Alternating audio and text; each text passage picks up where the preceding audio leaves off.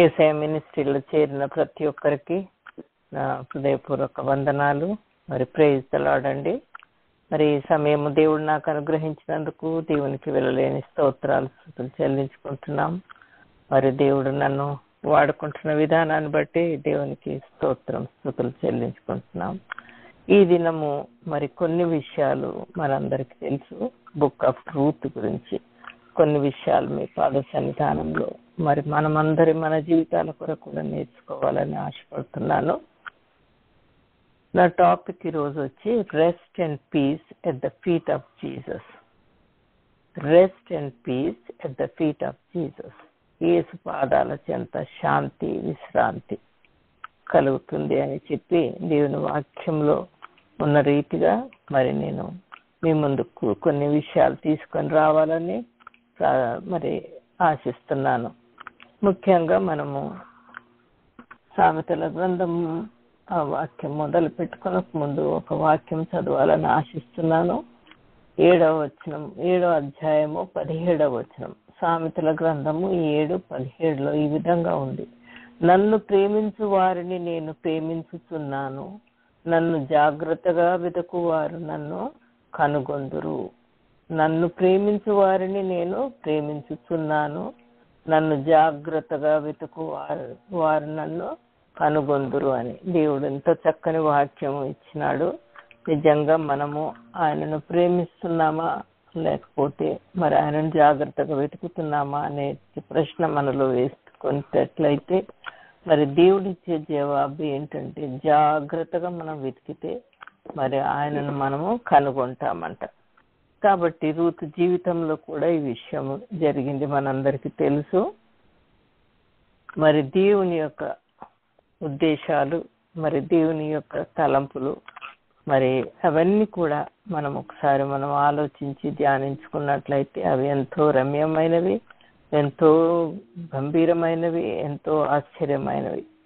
మరి యేసుక్రీస్తు మరి కొన్ని విషయాలు మనం గమనిస్తే మరి పరిశుద్ధ గ్రంథంలో మనం శ్రద్ధగా చదివినట్ల ఎడల ఆది కాండం నుండి మరి ప్రకటన గ్రంథం వరకు ప్రతి గ్రంథంలో కూడా యేసుక్రీస్తును బయలుపరుస్తున్నట్లు మనం గమనిస్తాం.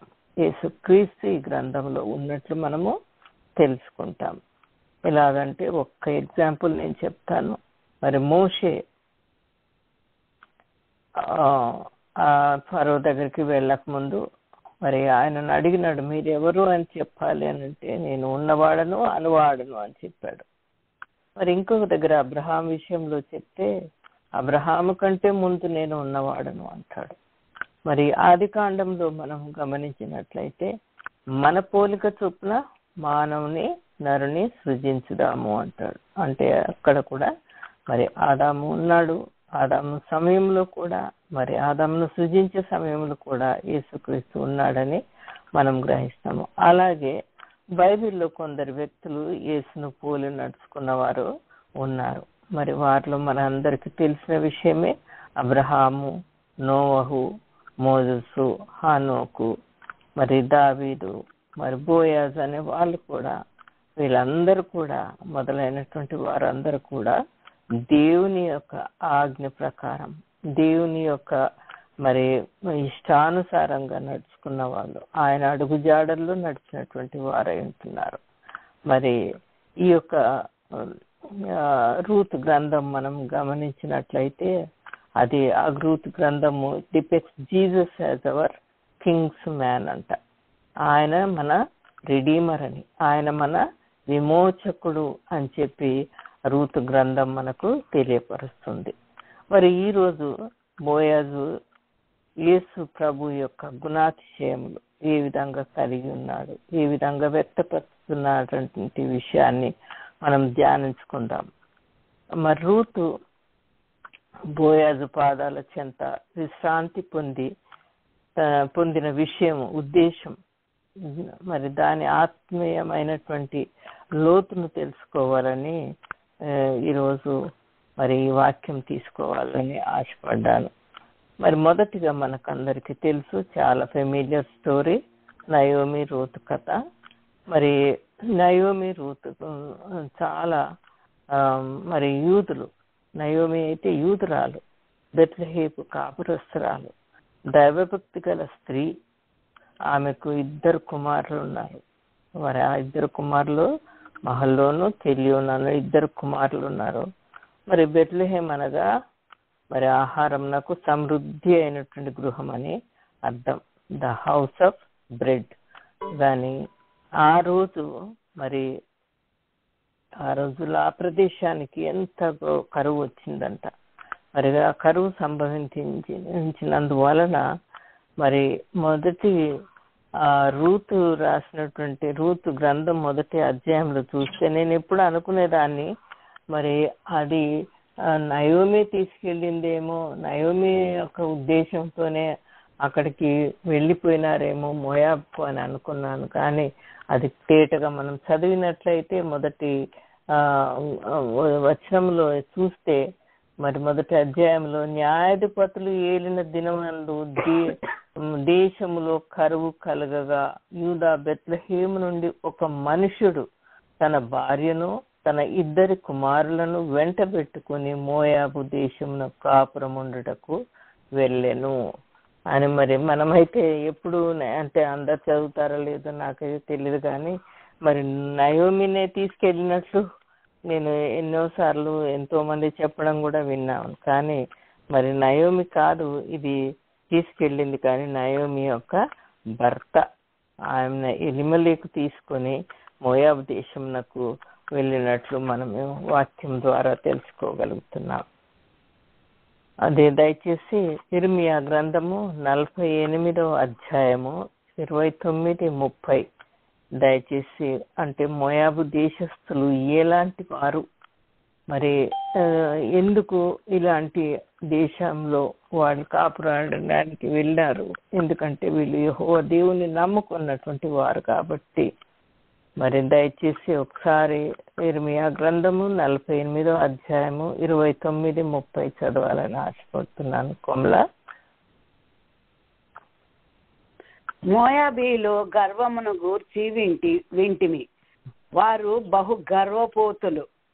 వారి అతిశయమును గూర్చియో, గర్వమును గూర్చియో, అహంకారమును గూర్చియో, పొగరును గూర్చియో మాకు సమాచారము వచ్చెను.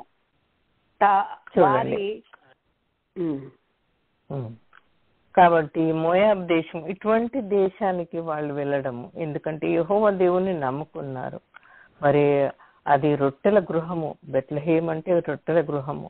ఆ బెత్లెహేంలోనే మరి యెహోవా యేసుక్రీస్తు మెస్సయ్య పుట్టాల్సిన దినం, దేశం అది.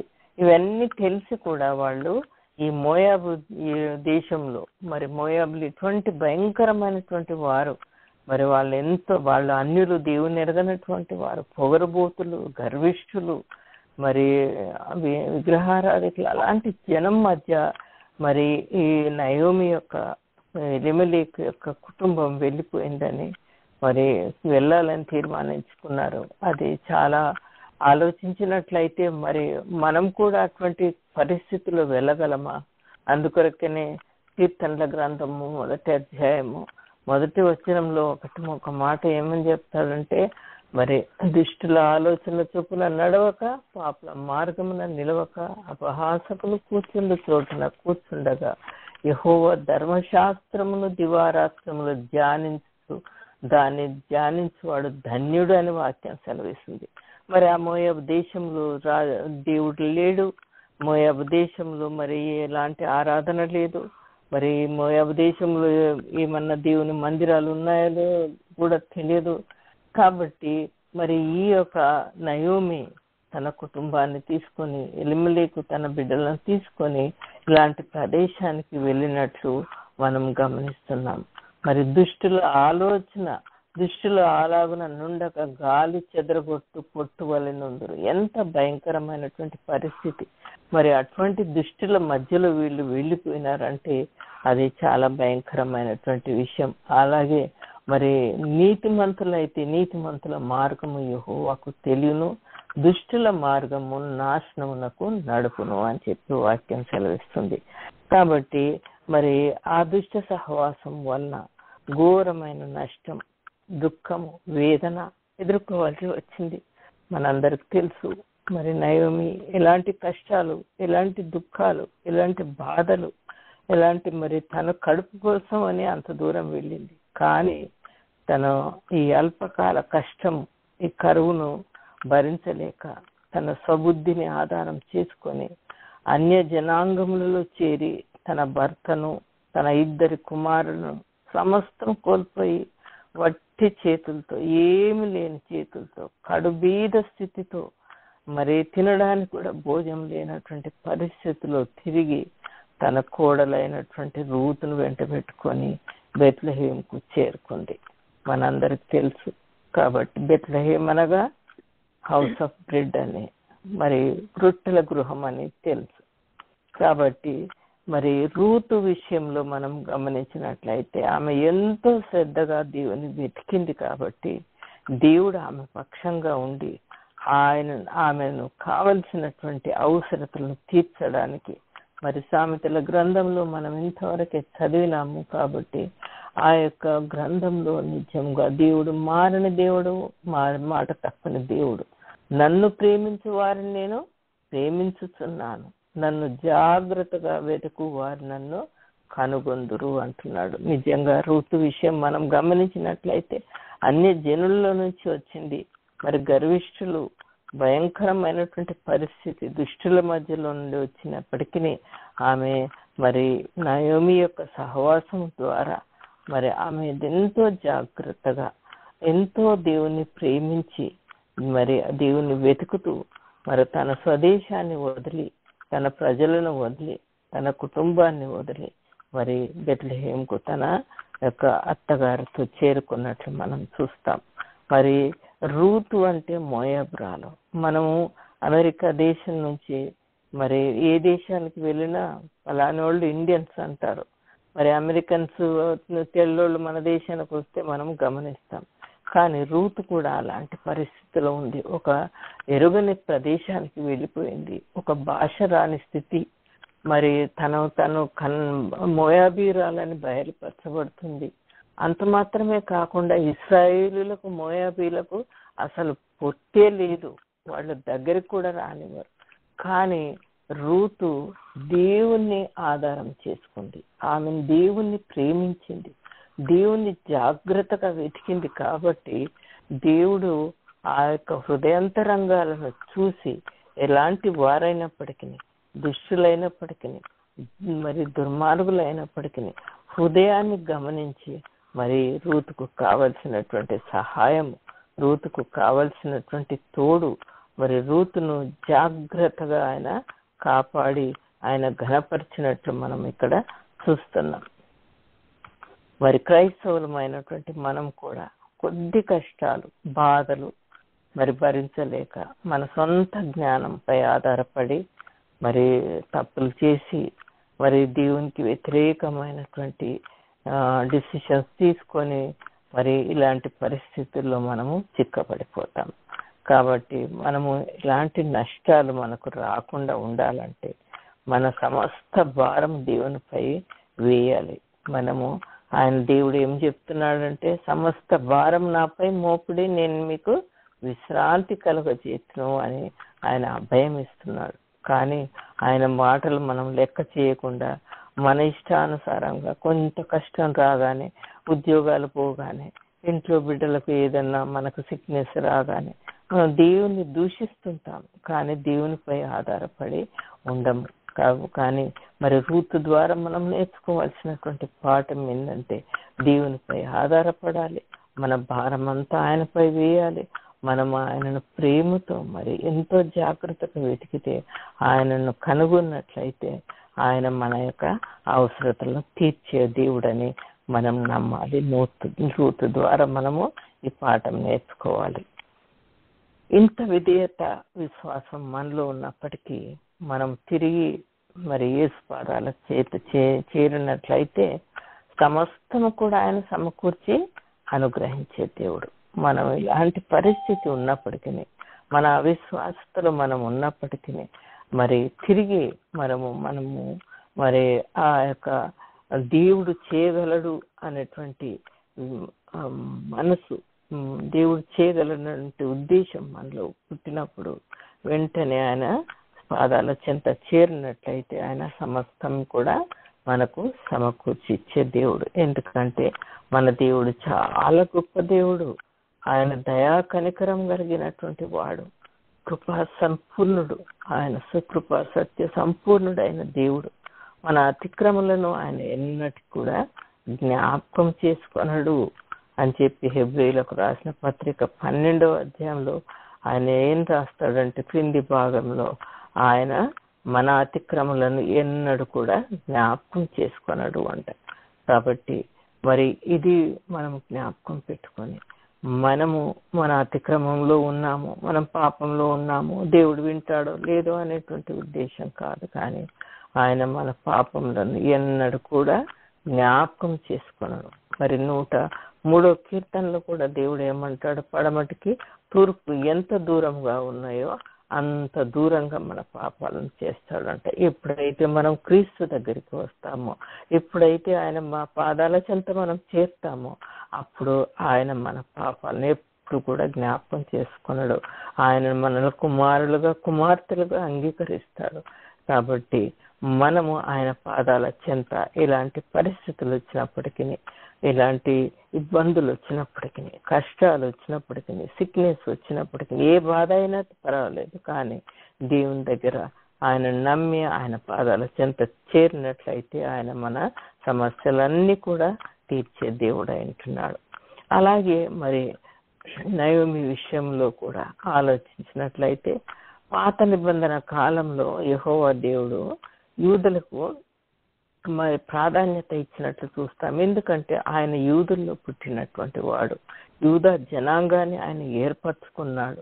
కాబట్టి ఆయన అబ్రహాము, ఇస్సాకు, యాకోబులకు చేసిన నిబంధన ఎప్పుడు కూడా మర్చిపోలేడు. ఎందుకంటే నయోమి కూడా యూదురాలే. ఇశ్రాయేలులకు ఇశ్రాయేలును ఐగుప్తు బానిసత్వంలో నుండి విడిపించినాడు. అరణ్యంలో 40 సంవత్సరాలు పోషించినాడు. మరి పాలు తేనెలు ప్రవహించు కానాను దేశము వాగ్దాన భూమిగా ఆయన అనుగ్రహించినాడు. అనగా మరి ఈ విషయం మనం గమనించినట్లయితే బయాలజికల్ న్యాచురల్ రిలేషన్షిప్ ఆయన ఎక్కువగా, అంటే తన యూదులలో జన్మించినటువంటి వారికి, తను ఏర్పరచుకున్న జనాంగంలో ఉన్నటువంటి వారికి ఆయన ఈ న్యాచురల్ రిలేషన్షిప్ ఆయన ఎంతగానో ప్రాధాన్యత ఇచ్చినట్లు మనం గమనిస్తున్నాం. మరి యూదులు వారి అవిధేయత వలన మరి ఏం చేసినారంటే, మరి వారు దేవునికి విరోధమైన పాపం చేసినారు. వారు మరి ఇలాగ ఏ విధంగా మోయాబు దేశానికి వెళ్ళిపోయిందో, అన్యుల మధ్యలో ఉండిందో, ఇశ్రాయేలీలు కూడా అన్ని దేవతలకు పూజిస్తూ దేవుణ్ణి మర్చిపోయినారు. కాబట్టి దేవుడు మర్చిపోగానే వెంటనే మరి ఆయన మనకు శిక్ష ఇస్తాడు, కానీ మనల్ని వదిలిపెట్టే దేవుడు కాదు. కాబట్టి ఇశ్రాయేలీలను అందరినీ కూడా చెదరగొట్టినాడు. ఎక్కడికంటే బబులోను దేశానికి చెదరగొట్టి 70 సంవత్సరాలు మరి వారి యొక్క క్యాప్టివిటీలో ఉండిపోయినారు. మరి యూదులకు ఆ సమయంలో రాజ్యం లేదు. మరి వారు మరి యెహోవా దేవుడు ఏర్పరచుకున్న జనాంగము అయినప్పటికీ మరి వారికి ఏ రాజ్యం లేకుండా చెదరిపోయినటువంటి గమనిస్తున్నాం. ఆయన దేవుడు అబ్రహాముకు చేసినటువంటి వాగ్దానం జ్ఞాపకం చేసుకొని మరి 1948వ సంవత్సరంలో తిరిగి ఇశ్రాయేలులకు యెరూషలేము అనగా ఇశ్రాయేల్ దేశాన్ని మరి తిరిగి అనుగ్రహించాడు. మరి ఈరోజు రోమా ప్రభుత్వం అక్కడ లేదు. మరి ఈ హిస్టరీ అంతా ఎందుకు జ్ఞాపకం చేస్తున్నానంటే, మన దేవుడు చేసిన నిబంధన ఎన్నడూ కూడా మర్చిపోడు అనే సత్యాన్ని మనం గుర్తు చేసుకోవాలని చెప్పి ఈ వాక్యం మీ ముందు తీసుకొని వస్తున్నాను. అలాగే నయోమికి దేవుడు కూడా నయోమిని మర్చిపోలేదు. ఆమె శ్రమలో నుండి విడిపించాలి అనేది దేవుని ఉద్దేశం అయింటుంది. నయోమికి రూత్ కూడా ఒక బాధ్యత, ఒక భారం. ఎందుకంటే మరి యవనురాలైనటువంటి బిడ్డ మరి అత్త మాటను నమ్మి మరి బెత్లెహేంకు వచ్చింది. మరి అక్కడ 2 రిలేషన్షిప్స్ మనము గమనిస్తాం. మరి ఎందుకంటే నయోమి చూస్తేనేమో న్యాచురల్ రిలేషన్షిప్, యూదురాలు యెహోవా దేవునికి, మరి ఆమె యెహోవా దేవుడు కూడా యూదుడు, యేసుక్రీస్తు కూడా యూద జనాంగంలో పుట్టినాడు కాబట్టి ఆ యొక్క రిలేషన్షిప్ ఆమెతో ఉంది. మరి రూతును చూస్తే స్పిరిచువల్ రిలేషన్షిప్, ఆధ్యాత్మికమైనటువంటి బంధుత్వం కలిగినటువంటి స్త్రీ. ఆమె అన్య జనురాలు అయినప్పటికీ మరి ఈ యొక్క మరి ఆత్మ సంబంధమైనటువంటి రిలేషన్షిప్ ఎంతో ముఖ్యమని మనం ఇక్కడ గమనించాలి. మరి యూదురాలైనటువంటి ఆ యొక్క మరి మోయాబురాలైనటువంటి ఆ యొక్క రూతు మరి ఆమె విధవరాలు. మరి కాబట్టి దేవుడు ఈ విషయాన్ని గమనించాడు. ఈ 2 రిలేషన్షిప్ లో కూడా దేవుని యొక్క ఆత్మ, దేవుడు వారిని కాపాడేవాడు. మరి ఆయనకు అందరూ కూడా సమానమే. మరి ఆ విషయం కూడా మనము జ్ఞాపకం చేస్తున్నాడు. మరి మోషే ధర్మశాస్త్ర ప్రకారం మనం గమనించినట్లయితే మరి రూతు మాత్రం అన్య దేశంలో నుండి వచ్చింది. మరి ఆమెకి ఇక్కడ ఎవరు సహాయం చేస్తారు, ఏ విధమైనటువంటి సహాయం పొందుకుంటుంది, ఏ విధమైనటువంటి ఆశ్రయం పొందుకుంటుంది, యవనురాలు అని చెప్పి మనం గమనించినట్లయితే మరి ఈ ధర్మశాస్త్రంలో ఏమని రాయబడి ఉంటుందంటే మరి ఏ బంధువు అయినా పర్వాలేదు, ఆమెకు ధర్మం జరుపుటకు వారికి సమీప బంధువుడై ఉండాలి, అప్పుడే వారి కష్టాల నుండి విడుదల చేయగలడు అని చెప్పి వాక్యం సెలవిస్తుంది. ఆ వ్యక్తి ధనవంతుడై ఉండాలంట, మరి విడుదల చేయుటకు ఇష్టపడాలంట. మరి ఆయనకు మరి ఈ విడుదల చేయాలనేటువంటి మనసు కూడా ఆయనకు రావాలి.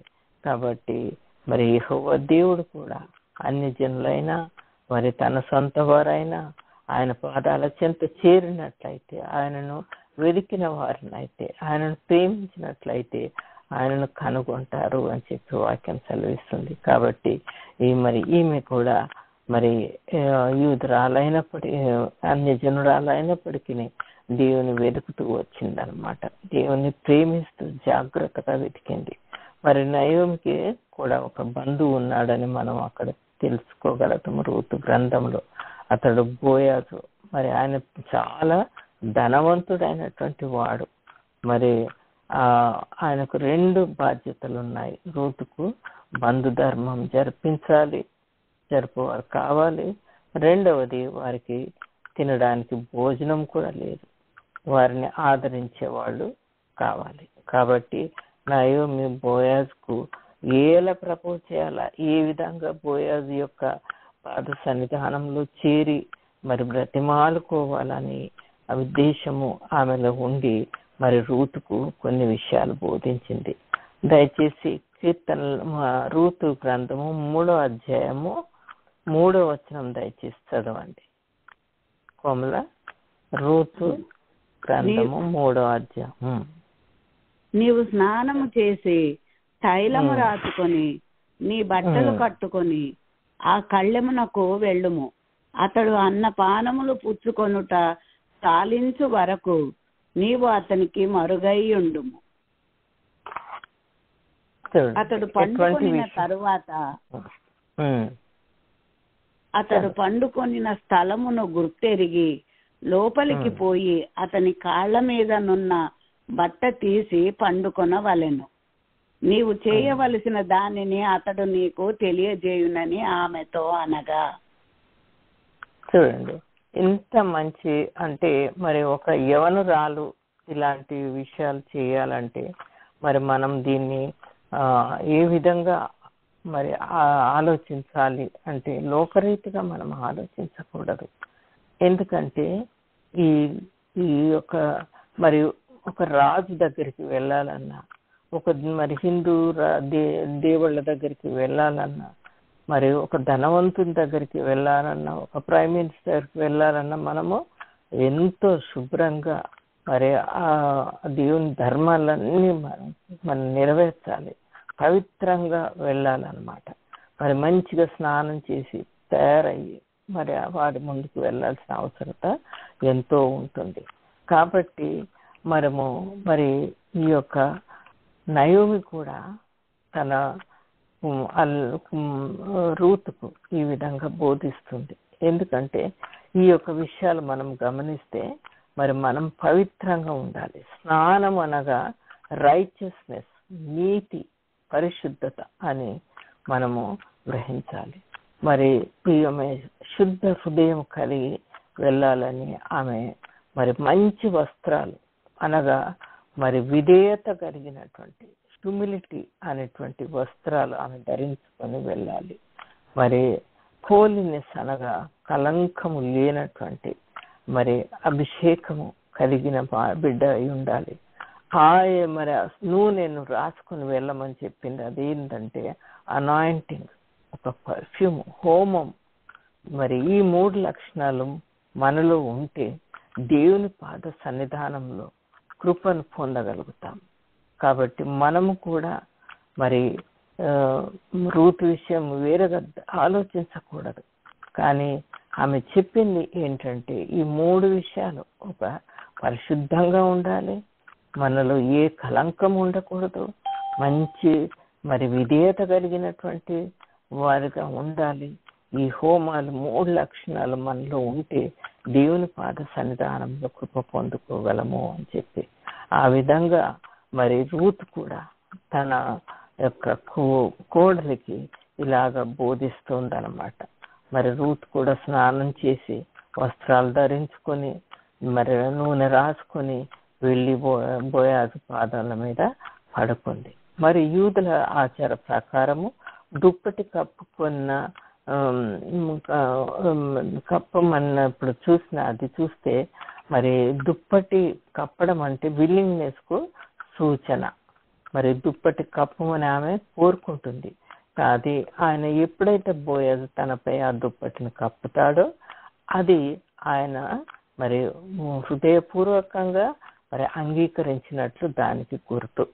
కానీ మనం లోకరీతిగా దీన్ని ఊహించకూడదు. మరి ఎందుకంటే ఈ లోకరీతిగా మనము ఊహించకూడదు. ఎందుకంటే కొన్ని కారణాలు మనం ఇక్కడ గమనిస్తాం. బోయాజు నయోమికి మరి సమీప బంధువు.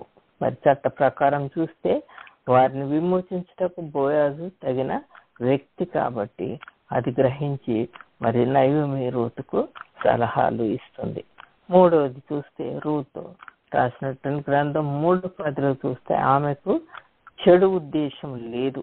ఆమె ఒక మంచి క్యారెక్టర్ కలిగినటువంటి స్త్రీ, మంచి ప్రవర్తన కలిగినటువంటి యవనురాలు అని ఆమెకు పేరుగాంచింది ఆ దేశంలో. మరి రూత్ మాత్రమే వర్చువస్ ఉమెన్, యోగ్యురాలు అనేటువంటి మాట రూతుకు అక్కడ వాడబడింది. మరి బైబిల్లో ఎక్కడ కూడా ఎవరికి ప్రత్యేకంగా ఆ మాట రాయబడి ఉన్నట్లు మనం చూడగలుగుతాం. మరి రూతు తగ్గింపు మనసు, మరి ఆమె హ్యూమిలిటీ, మరి ఆ యవనురాలు అయినప్పటికీ మరి తన యొక్క అత్తగారి యొక్క మాటను విని మరి ఆ యవనుని పాదాల మీద ఆమె పడుకున్నట్లు మనము గమనిస్తాం. మరి ఎప్పుడైతే ఆమె ఆ యవనుని పాదాలతో చేరుకుంటుందో మరి మనము ఆ లోకరీతిగా మనం గమనిస్తే అది మనకి ఎంతో అసహ్యం. ఎవరు వెళ్తారు, ఎందుకు పడుకుంటాము అని ఎన్నెన్నో అంటారు. కానీ ఎంతో నింద ఇది మనకు అని అనుకుంటాం. కానీ రూత్ యొక్క నమ్రత, మరి రూత్ యొక్క భక్తి, పరిశుద్ధత బోయాజుకు మరి రూత్ పైన ఎంతో కనికరము, వాత్సల్యత పుట్టిందంట. కాబట్టి వెంటనే ఆమె ప్రవర్తనను బట్టి ఆమెను అంగీకరించాడు. మరి బోయాజు రీతును విమోచించుటకు, ఆమె అత్తను విడిపించటకు ఆయన ఇష్టపడినాడు. కావలసిన ధాన్యము 6 కొలల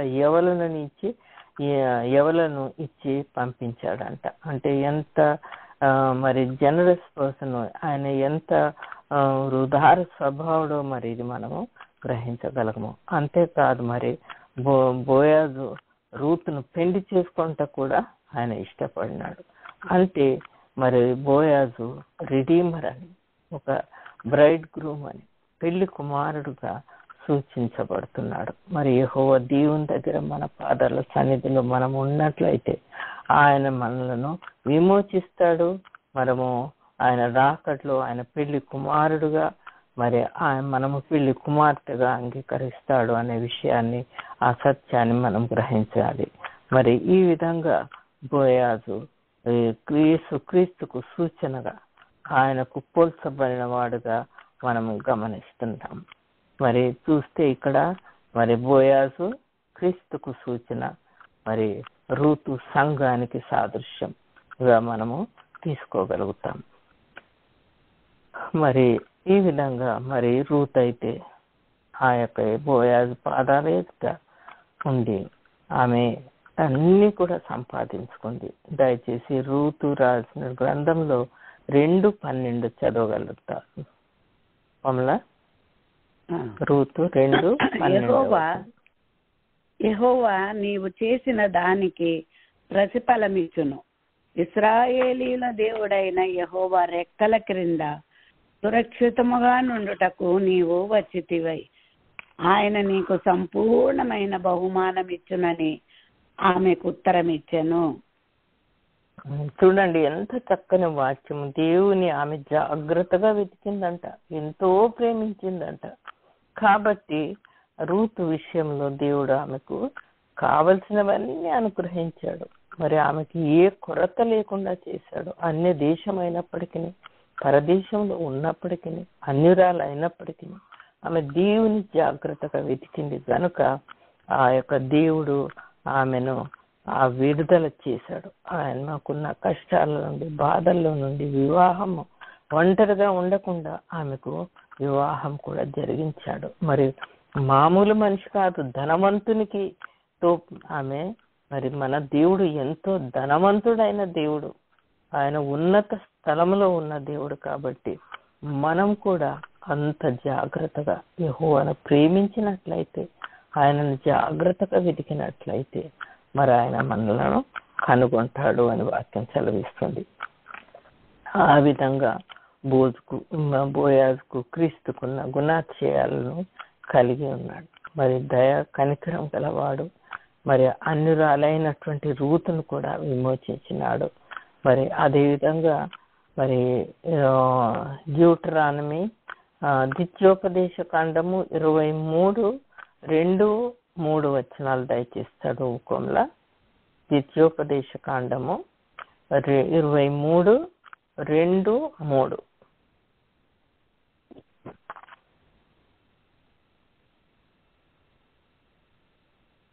వానికి 10వ తరము వాడైనను యెహోవా సమాజములో చేరకూడదు.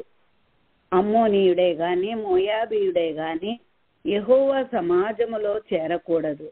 వారిలో 10వ తరము వారైనను ఎన్నడూను యెహోవా సమాజములో చేరకూడదు. చూడండి ఎంత భయంకరమైనటువంటి స్థితి ఆ మోయాబీలకు ఉన్నది. అయినప్పటికీ దేవుడు మరి ఇంత భయంకరమైన స్థితిలో మరి 10వ వంతు వరకు కూడా వాళ్ళ జనరేషన్స్ కూడా దేవుని రాజ్యంలో చేరకూడదని వాక్యం సెలవిస్తుంది. కానీ ఈ రూతు మాత్రం ఎంతగానో దేవుని ప్రేమించింది, ఎంతగానో దేవుణ్ణి జాగ్రత్తగా వెతికింది. కాబట్టి దేవుడు ఎటువంటి దుర్మార్గులైనప్పటికీ, ఎంత దుష్టులైనప్పటికీ ఆయన కనికర సంపన్నుడు. కాబట్టి ఆయన మనలను విమోచించే దేవుడు అని చెప్పి వాక్యంలో మనము చూస్తున్నాం. మరి రూతు ఎంతో జాగ్రత్తగా దేవుని వెతికింది, ఎంతగానో ఆయనను ప్రేమించింది. కాబట్టి ఆయనను కనుగొనగలిగింది. మనం కూడా యేసు పాదాల చెంత చేరి రూతు వలె స్పిరిచువల్ రిలేషన్షిప్, ఆత్మీయ సంబంధం పొందుకోవాలి. అప్పుడు మనం కూడా ఇలాంటి పరిస్థితిలో ఉన్నా, మనము ఇలాంటి స్థితిగతిలో ఉన్నప్పటికీ, మరి ఎలాంటి దుర్మార్గపు స్థితిలో ఉన్నప్పటికీ మనము విమోచించబడతాం. మన జీవిత విధానమే మారిపోతుంది. మరి రూతు జీవితం కూడా చూసినట్లయితే మరి కంప్లీట్ గా ఆయన జీవితము ఇట్ వాజ్ ట్రాన్స్ఫార్మ్డ్. మరి ఆమె ఒక డెస్టినీ కూడా చేంజ్ చేశాడు. ఆమె యొక్క మరి పరిస్థితి అలాంటిది, ఎటువంటి పరిస్థితి, దుష్టులు దుర్మార్గులు మరియు దేవుని సన్నిధికి రాకుండా 10 తరాల వరకు ఉండాలన్నా కూడా దేవుడు ఆమెను ఎంతగానో మరి ఆశీర్వదించినాడు. అదే డ్యూటరానమీ, అదే ద్వితీయోపదేశకాండం 23:5 చదువు దయచేసి. అదే ద్వితీయోపదేశకాండము 23:5 చదువు.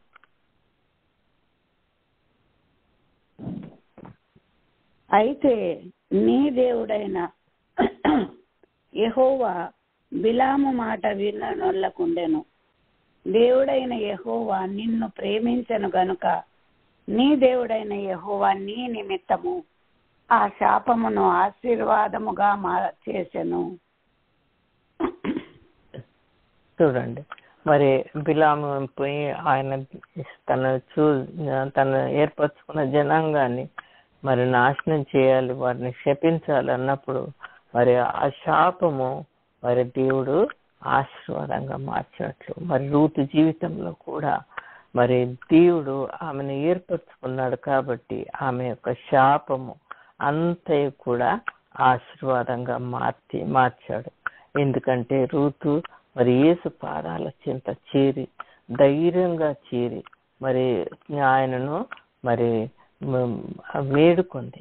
కాబట్టి ఆమె యొక్క మరి పరిస్థితి అంతా కూడా మార్చివేసినట్లు మనం గమనిస్తున్నాం. మరి యేసు క్రీస్తు ఆయన మన విమోచకుడు. ఆయన పాదాల చెంత మరి శాంతి, సమాధానము, మరి సహాయము, విమోచన, విడుదల పొందుకోగలుగుతాం. ఎందుకంటే ఆయన అద్భుతాలు చేసే దేవుడు, ఆశ్చర్యకార్యాలు చేసే దేవుడు, ఆశీర్వాదాలు, సర్వ సంపదలు కూడా ఆయన ఇచ్చే దేవుడు. ముఖ్యంగా ఆయన మనకు నిత్య జీవాన్ని ఇస్తాడనమాట. కాబట్టి మనం కూడా ఇలాంటి పరిస్థితులు ఉన్నప్పటికీ మరి దేవుని ముందుగా మన హృదయంలో ఆహ్వానించుకోవాలి. మనము మరి లూకా సువార్త 10:38 కూడా మార్త ఆయనను తన ఇంటిలో చేర్చుకుందంట. మనము ఆ యెహోవా దేవుని యేసుక్రీస్తును మన యొక్క హృదయంలో చేర్చుకోవాలి. మరి అంత మాత్రమే కాదు, మరి ఆయనతో సహవాసం కలిగి ఉండాలి. మరి మేరీ ఆయన పాదాల చెంత, మరియు తన పాదాల చెంత చేరి మరి ఆమెకు మరి ఆయనను తన యొక్క అనాయింట్ చేసినట్టు కూడా మనం అక్కడ గమనిస్తాము. ఆయనను అభిషేకించింది, మరి ఆయనను మహిమపరిచింది. అంత మాత్రమే కాదు, కానీ మరి ఆమె తను ఎంతగానో పశ్చాత్తాపపడింది, తన పాపాలను ఒప్పుకుంది. మరి తన కాళ్ళు, యేసుక్రీస్తు కాళ్ళను ముద్దు పెట్టుకొని తన యొక్క కన్నీటితో మరి తను ఎంతో విధేయతతో దాన్ని తుడిచివేసింది. తన యొక్క ఏమంటారు, తన యొక్క స్త్రీలకు జుట్టు అంటే ఎంతో ఇష్టం కదా, ఆమె వెంట్రుకలతో ఆయన పాదాలు తుడిచినట్లు మనం గమనిస్తున్నాం. ఆయన పాదాలను ముద్దు పెట్టుకున్నట్లు గమనిస్తున్నాం. అయితే ఇవన్నీ మనలో ఉన్నట్లయితే దేవుడు తప్పకుండా మనల్ని కూడా ఆయన పాదాల చెంత చేరి మరి ఏ విధంగా తన పాపాలను ఒప్పుకుందో, ఏ విధంగా తన యొక్క వెంట్రుకల ద్వారా, తన కన్నీటి ద్వారా ఆ పాపాలను అన్ని కూడా తుడిచివేసింది. కాబట్టి యెహోవా దేవుడు ఆమె యొక్క భక్తిని అంగీకరించాడు. ఆ విధంగా మనం కూడా మరి ఆయన పాదాల చెంత చేరి మరి ఎన్నోసార్లు మనం నూతన నిబంధనలో గమనిస్తాము. అందరూ కూడా ఎంతో మంది ఆయన పాదాల చెంత చేరి విడుదల పొందుకున్నారు. చివరిగా మనం చూస్తే తన తల్లి అయినటువంటి మరియ కూడా ఆయన క్రీస్తు పాదాల దగ్గర శిలువ పైన ఆయన వేలాడుతున్నప్పుడు ఆమె నిస్సహాయ స్థితిలో ఉండి ఆమె పాదాల చెంత ఉండి ప్రార్థించినప్పుడు మరి తనకు ఒక ఆశ్రయము, మరియు తన ప్రియుడైనటువంటి యోహానుకు ఆమెను అప్పచెప్పినాడు. ఆమె బాధ్యతను తీర్చుకున్నాడు. ఆమెకున్నటువంటి బాధ్యతను కూడా, భారం కూడా, మరి ఆమెకున్న నిస్సహాయ స్థితిని కూడా ఆయన విడుదల చేసినాడు. కాబట్టి మనం అందరం కూడా యెహోవా పాదాల చెంత చేరినట్లయితే మన బాధలను, మన చింతలను మనకు ఆయన శాంతి, మరి ఆయన విశ్రాంతి కలుగజేసి నిత్య జీవాన్ని ఇచ్చే దేవుడు అయి ఉంటున్నాడు. ఈ వాక్యమును దేవుడు మనందరి వినికిడిలో ఆశీర్వదించును కాక. ఆమేన్.